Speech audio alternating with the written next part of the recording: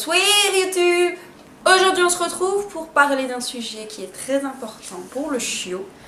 Il s'agit de la propreté. La propreté c'est dur, c'est chiant, c'est difficile à obtenir et parfois quand on a l'impression d'y être, et ben en fait on n'y est pas du tout. Pour ma part, Miyok a été propre en 3 semaines. J'ai établi 7 règles d'or et je vais vous les partager pour que vous ayez beaucoup plus facile avec votre chiot. Première règle d'or. Il est important de limiter l'espace disponible pour votre chiot. Je m'explique. Un chiot qui a toute une maison ou tout un appartement disponible va stresser un petit peu et va tout simplement courir partout, sentir partout. Il va se dire j'ai plein d'informations à enregistrer et j'ai plein d'endroits où je peux aller faire pipi.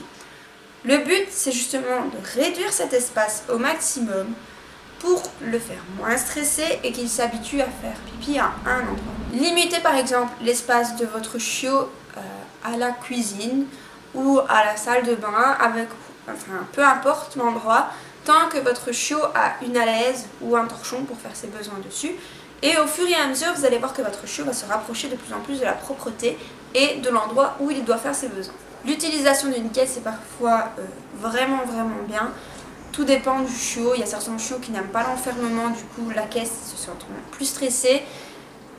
D'autres qui s'en foutent justement et vont être plus rassurés d'avoir un tout petit espace pour faire ses besoins. Donc à vous d'évaluer par rapport au caractère de votre chiot. Deuxième règle d'or. Il s'agit de la régularité pour vous. Je m'explique. Si vous vous levez une fois à 6h30, une fois à 4h30, une fois à 10h, votre chiot va avoir du mal à se retenir habituellement pendant la nuit. L'idéal, c'est de vous fixer une heure de lever, une heure de coucher. Votre chiot va s'habituer à ce rythme et va pouvoir apprendre à se retenir plus longtemps pendant la nuit. C'est pour la nuit. Maintenant, pour la journée, il est bien conseillé de demander la porte toutes les demi-heures. Donc si votre chien doit aller dans le jardin, toutes les demi-heures, proposez-lui d'aller dans le jardin. Même si vous allez dehors et que vous jouez un petit peu s'il ne fait pas ses besoins, c'est déjà le principal. Essayez d'y incorporer une commande vocale, par exemple moi, avec Miyok, j'ouvre la porte, je lui dis va faire pipi, il fait pipi et il y en a. Voilà.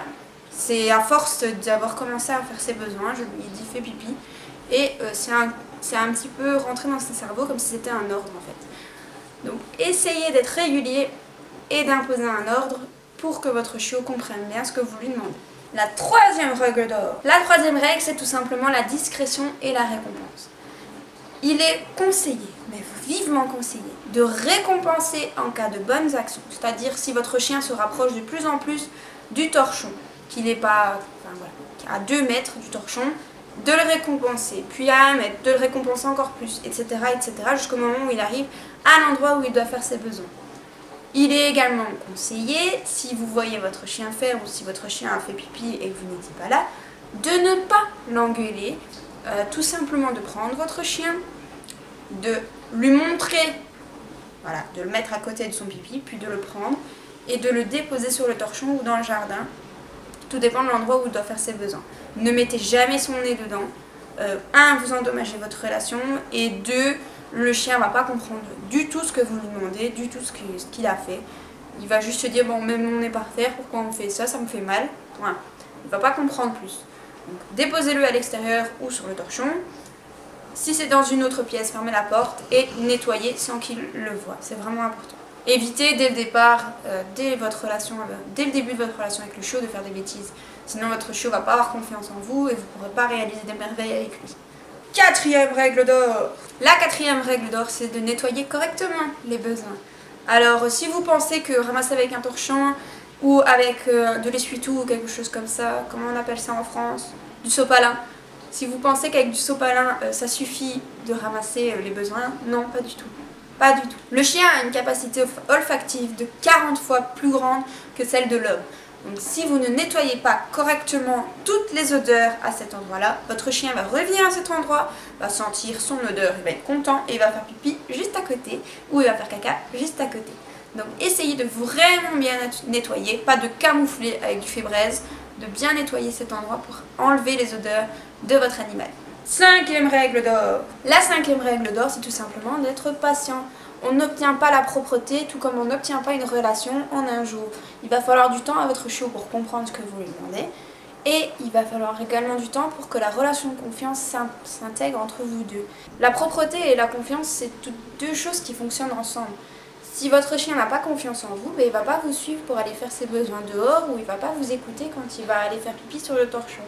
Donc essayez de créer une relation de confiance tout en maintenant le fait qu'on n'apprend pas à être propre en un jour. Ça peut prendre 2 semaines, comme ça peut prendre 1 semaine, comme ça peut prendre 1 an à apprendre la propreté. C'est en fonction des efforts que vous allez fournir et des efforts que votre chiot a aussi envie de fournir dès le début. 6e règle d'or. La 6e règle d'or, c'est tout simplement la nourriture. Il est important de faire attention à la nourriture, même si on ne s'en doute pas forcément. Dites-vous que c'est un petit peu comme chez l'humain. Si vous avez bu trop de coca, vous êtes constipé. Si vous avez mangé trop de fibres, vous avez la diarrhée. C'est un petit peu la même chose pour le chiot. En gros, si vous donnez la bonne nourriture de bonne qualité à votre chien, il va tout simplement faire des crottes plus compactes. Oui, je sais, c'est dégueulasse comme ça, mais il va faire des crottes plus compactes, plus faciles à ramasser. Mais également, ce sera plus facile pour lui d'aller à selle. Autre chose, si vous lui donnez une nourriture de bonne qualité, il y a d'autres conséquences. C'est tout simplement que votre chiot va se sentir plus à l'aise pour faire ses besoins et donc il aura plus facile à aller aux endroits où vous le conseillerez, tandis qu'une mauvaise qualité de nourriture, vous en doutez, il va soit aller à la diarrhée, soit être constipé, du coup il aura plus de difficultés pour faire ses besoins. 7e règle. La 7e et dernière règle, c'est tout simplement d'essayer de déceler le moment où votre chiot va vouloir faire pipi. Je m'explique par une situation. Mihawk avait l'habitude, quand il devait faire ses besoins, de poser sa tête sur notre bras, donc il venait poser sa tête comme ça.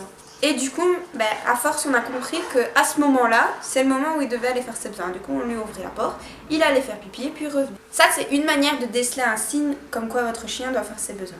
Une deuxième manière, c'est de lui donner un ordre ou un petit mot pour lui faire comprendre qu'à cette heure-là, c'est l'heure du pipi, etc., etc., comme je l'ai expliqué précédemment. Par exemple, le faire sortir, lui dire fais pipi. Quand il fait pipi, c'est à ce moment-là que votre chien pourra faire ses besoins. Au début, Mihawk ne venait pas directement sur mon bras, la relation n'était pas encore établie, même si c'est un chien qui est assez social, il ne peut pas, il ne va pas venir directement sur l'homme. Donc au début, il se mettait dans un coin assis et il nous regardait du coin de l'œil et puis il regardait la porte, ce qui nous faisait comprendre qu'il devait faire pipi. Donc, comme je vous dis, il a été propre assez rapidement. Au début, quand on ne le surveillait pas comme ça, il faisait ses besoins n'importe où et c'était à notre faute, c'est parce qu'on ne le regardait pas. Donc, essayez de décider le moment où votre chien, tout en l'observant, tout simplement, en observant ses habitudes, savoir quand est-ce qu'il doit faire ses besoins. Si votre chiot dort toute la journée, que c'est juste quand il se réveille qu'il fait pipi, c'est à vous à réveiller votre chien, à l'interrompre et à le faire sortir pour éviter les accidents, soit quand vous n'êtes pas là, soit quand vous êtes là et qu'il se réveille promptement. Voilà mes 7 règles d'or pour apprendre à votre chien à faire ses besoins à l'endroit où vous le souhaitez. Dites-moi en commentaire si cela vous aura aidé. Moi, comme je vous le dis, ça a pris 3 semaines, même un tout petit peu moins, je pense, parce que Mihawk a été propre hyper rapidement. On a la chance d'avoir un jardin, donc il sortait vraiment régulièrement pour aller faire ses besoins. Si vous êtes en appartement, comme je vous dis, prenez un torchon, si pas, allez faire une balade à partir du moment où votre chien a fait ses vaccins. Il n'y a vraiment pas de problème pour ça. Votre chien peut apprendre à la maison comme en extérieur à faire ses besoins. J'espère que cela vous aura plu. Pour ma part, on se retrouve une prochaine fois. Salut!